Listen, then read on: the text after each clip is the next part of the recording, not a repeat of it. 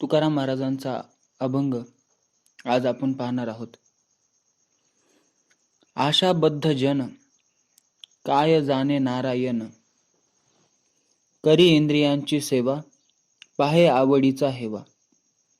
भ्रमले चावळे तैसे उचित न कळे, तुका मने विषय अन्न नाशिले जैसे.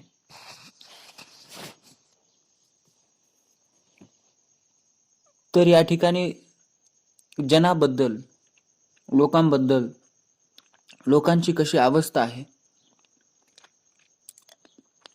जन कशा प्रकारे जगत आहे,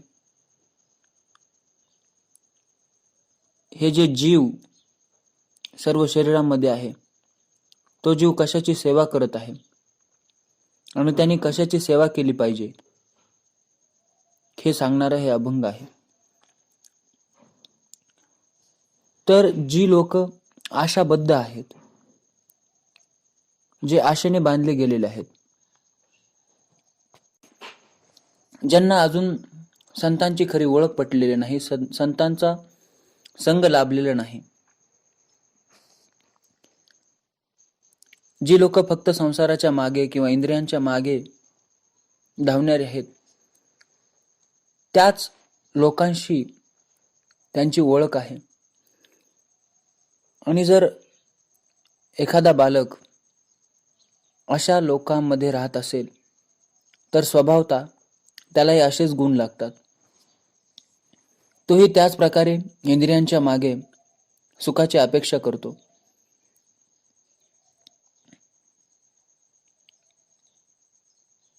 आशा ठेवतो. पण मी स्वतः कोण आहे किंवा त्या नारायणाची, विठ्ठलाची त्याला आठवणही होत नाही. त्याचं जीवन इतकं भ्रमात आणि इतक्या मायेमध्ये संपून जातं की त्याला त्याची जाणीवही राहत नाही. तो जन्मतो, लहानपणापासून शिकतो, शाळेत जातो, मग हळूहळू त्याच्या चित्तावर संस्कार पडले जातात. त्याच्या अवतीभोवतीलचे लोक जे काय करत असतील तो ते पाहत असतो. जर त्याला संतांची संगत घडली तर तो निश्चित त्या हृदयातील ब्रह्माला जाणू शकतो. आणि जर त्याला संतांची संगत नाही घडली किंवा पूर्व पुण्याई नसेल, ती जागरूकता नसेल,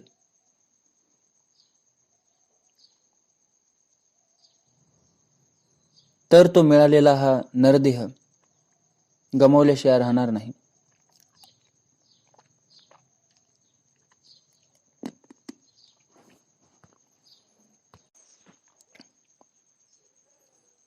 त्या ठिकाणी आशाबद्ध जन काय जाणे नारायण, याचा अर्थ असा नाही की आपण आशा ठेवली नाही पाहिजे. याचा अर्थ असा नाही की आपण कर्म केले नाही पाहिजे. आशा ठेवा, पण ती पूर्ण होईल.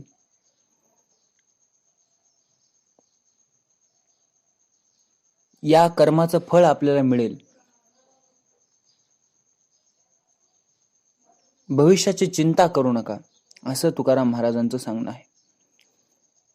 जो काय आनंद लुटायचा आहे तर या क्षणामध्ये कर्म करत असताना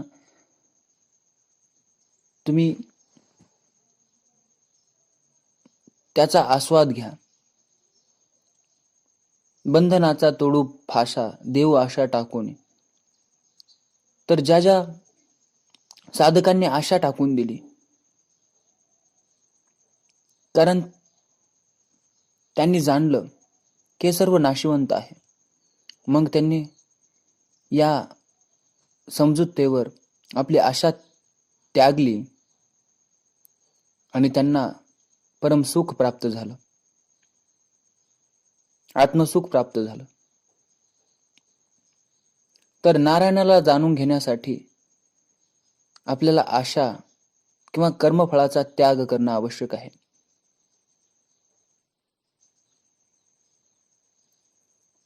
आणि जर एखाद्या व्यक्तीशी आपण बोलत असू तर त्या ठिकाणी जाणीवपूर्वक बोलणे,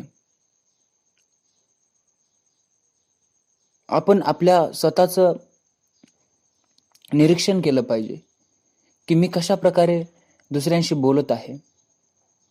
त्या ठिकाणी बोलत असताना जागरूकता आपल्या अंतःकरणामध्ये असली पाहिजे.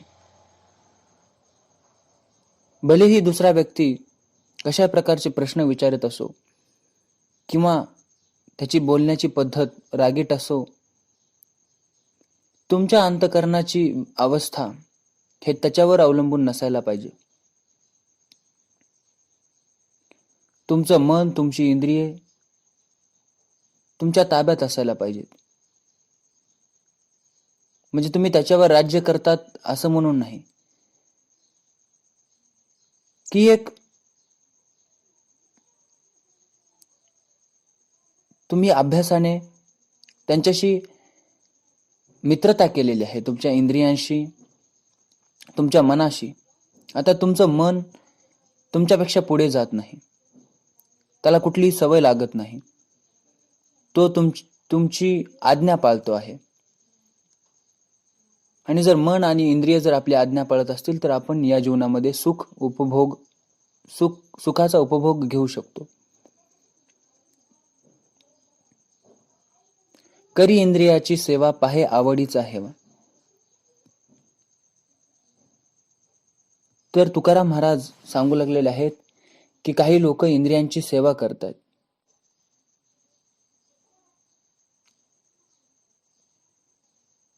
अति भोजन करतात,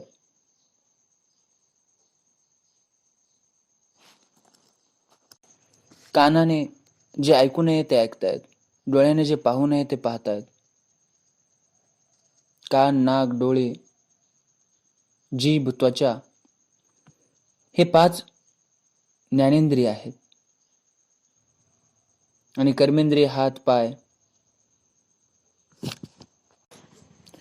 यांच्याद्वारे जे करू नये ते करतात. आणि त्यामुळे ते दुःख भोगतायत, कारण त्यांच्या अवतीभोवती जे लोक राहतात ते पण त्याच प्रकारे जीवन जगतायत.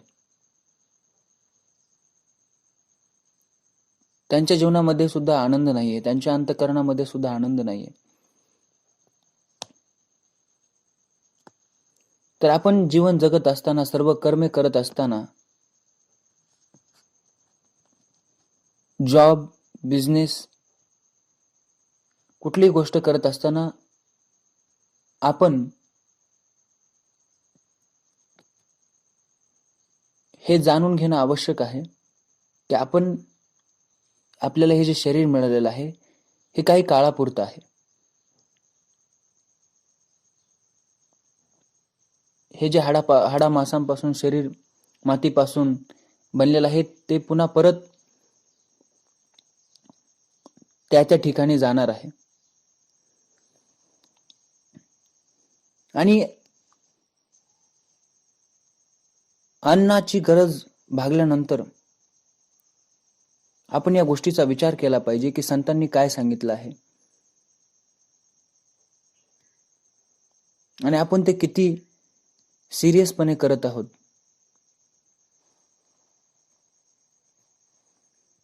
कोण सकाळी उठल्यापासून झोपेपर्यंत याचा विचार करतो आहे की मी सत्याला कसं जाणून घेऊ, मृत्यूनंतर काय आहे, मी कोण आहे.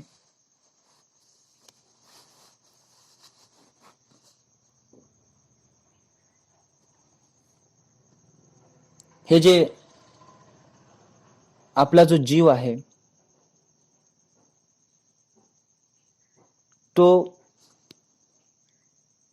मुक्त कसा करता येईल,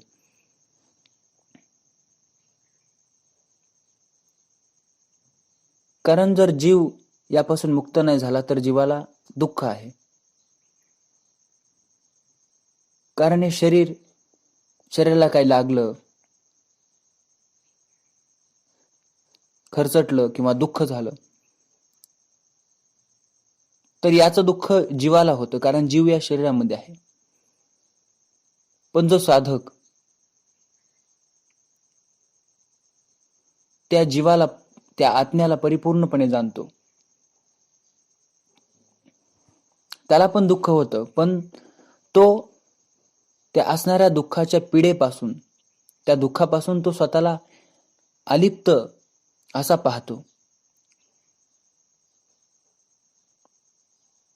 त्यामुळे त्याला शरीर सोडताना किंवा शरीराला असलेले दुखापत त्याला तेवढे दुःखकारक ठरत नाही.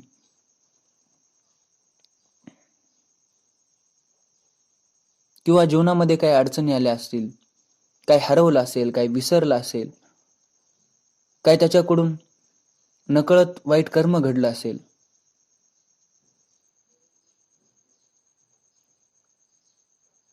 तरी तो त्याची चिंता करत नाही, त्याचं दुःख व्यक्त करत नाही.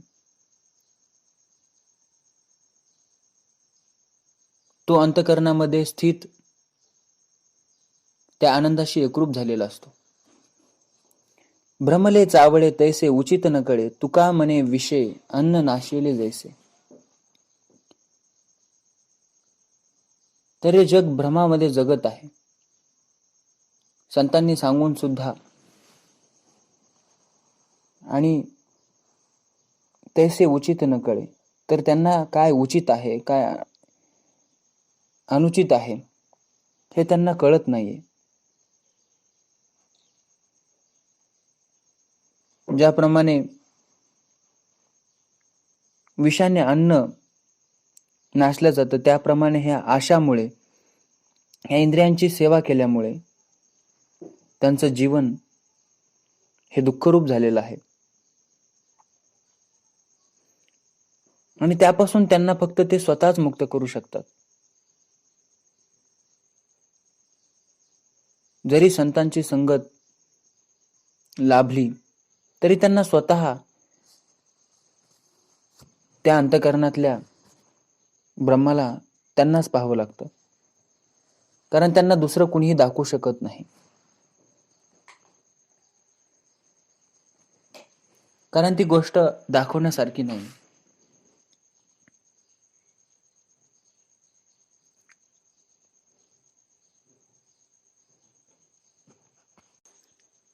जिज्ञासा ही परम सत्यासाठी असणे आवश्यक आहे. पण काही लोक दुसऱ्या लोकांबद्दल जाणून घेण्याची इच्छा धरतात. ते मृत्यूला विसरूनच जातात. ते जागरूकपणे कुठली गोष्ट करत नाहीत. जर तुम्ही एखाद्या व्यक्तीबद्दल, एखाद्या स्त्रीबद्दल, एखाद्या पुरुषाबद्दल एखादी गोष्ट जाणून घेतली असेल, तर यामध्ये काय बदल पडणार आहे? कारण जो अहंकार आहे, तो अहंकार सतत बाहेर डोकावत असतो की मला हे पाहिजे, मला ते पाहिजे, मला ते माहीत असणं आवश्यक आहे. पण तो कधी जाणण्याचा प्रयत्न करत नाही की मी कोण आहे, हे जे मला हवं आहे असं म्हणणारा कोण आहे.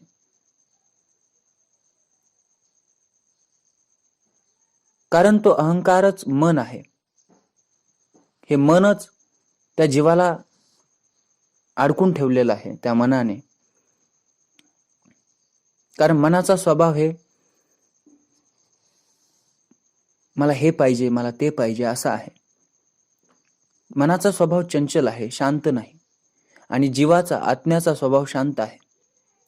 मग जसं जसं आपली जागरूकता, आपलं ध्यान, आपलं चिंतन, आपलं स्मरण वाढेल, मग तसं तसं मनाच्या क्रिया कमी होत जातील आणि जीवाच्या, आत्म्याच्या क्रिया ह्या वाढत जातील. मग ज्यावेळेस मन हे परिपूर्णपणे शांत होतं आणि आत्मा त्या ठिकाणी भरून येतो, त्यावेळेस आपल्याला त्याचा आत्मबोध होतो, आत्मानुभव प्राप्त होतो आणि त्यालाच मोक्ष असं म्हटलेलं आहे. आणि तो सतत राहिलेले जीवनमुक्त राहण्यासाठी आपल्याला त्याच पद्धतीने पुढचं जीवनही जगावं लागतं, की कर्म करत असताना कर्मफळाचा त्याग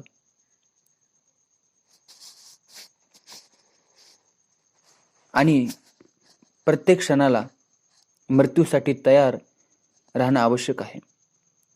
तर अशा प्रकारे तुकाराम महाराजांनी हे अभंग लिहिलेला आहे.